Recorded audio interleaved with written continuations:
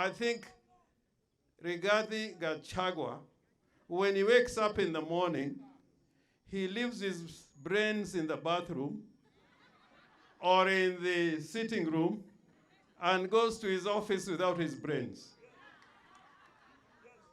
Or he is suffering from a disease called selective amnesia. Rigathi Gachagua tries to remind Kenyans that is a sign of Mau. I'm beginning to doubt that anybody in his family was in the Mau movement.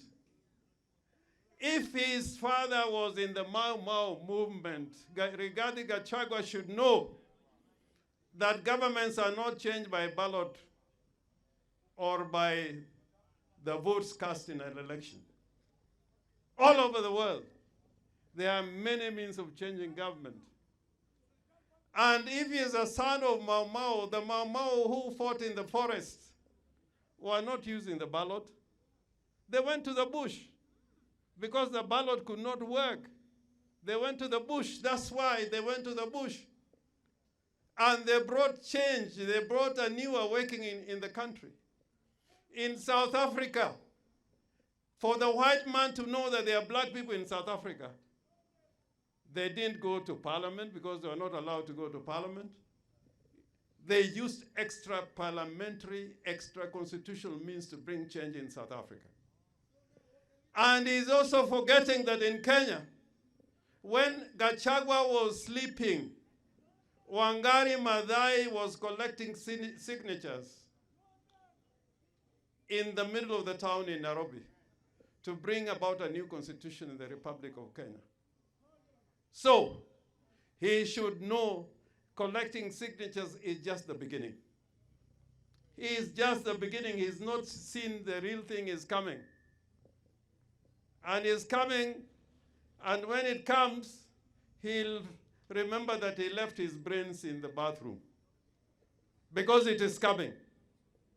And I'm saying this without a fear of contradiction. There was a time in this country that when you said Moi must go, then they quoted section 40 of the Penal Code.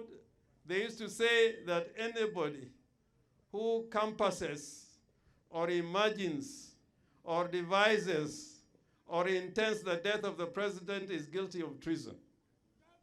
Yaani, ukifikiria tu ya kwamba president atakufa, hiyo ni makosa makubwa, unapelekwa kwa jela. That law in the Penal Code must go because the death of the president, imagining the death of the president, or if a president is maimed, that cannot be an act of treason in a republic.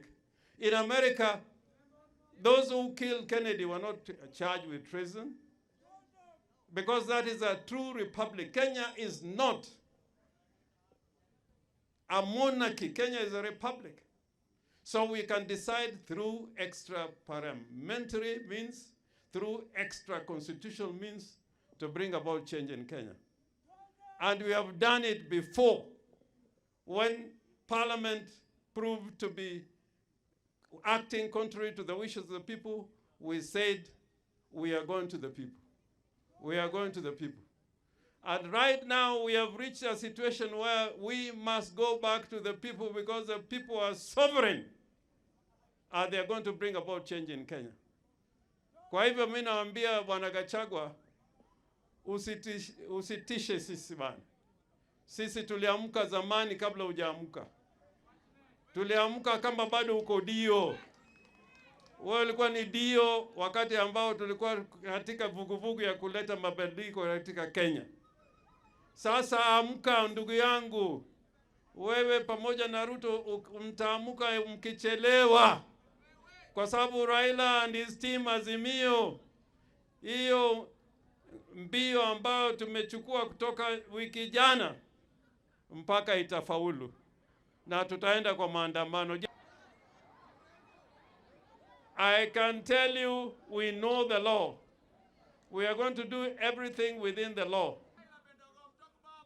Whoever is intending to invite or host Ruto and his team in our land here, I want you, when Ruto and his team arrive, ask them why they have allowed their policemen to kill our sons, who are simply expressing themselves by participating in peaceful demonstrations. It is not acceptable that in this day and age, the police can unleash terror on an armed, peaceful, harmless, patriotic Kenyans who are going about exercising their constitutional right of picketing and demonstrating. And before we can have any form of engagement with anybody, we want an unconditional apology from none other than Ruto himself on the matter of the police killings that happened on Friday in this region, in Kisumu and in Migori. It is not going to be business as usual. You cannot continue to kill our people and then use a few sellouts amidst us to purvey outdated policies or politics of the so-called development.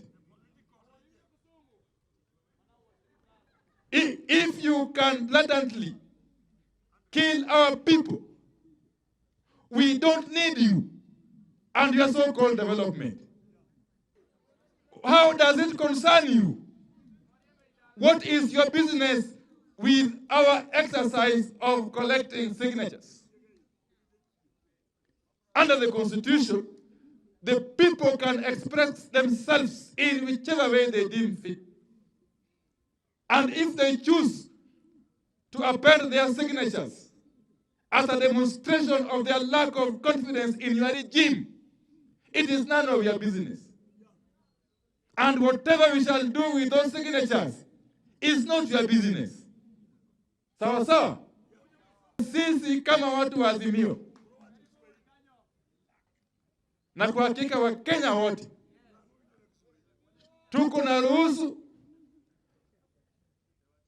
tuna jukumu ya kufanya chochote ambacho tutafikiria inatupendeza. Tukiamua kwamba tunaweka sahihi ili kuonyesha kutoridhika kwa serikali yako Bwana Ruto, usituulize ati tunafanya hiyo kwa sababu gani. Hata Bwana Gachagua, hiyo si kazi yako. Si kazi yako hata kidogo.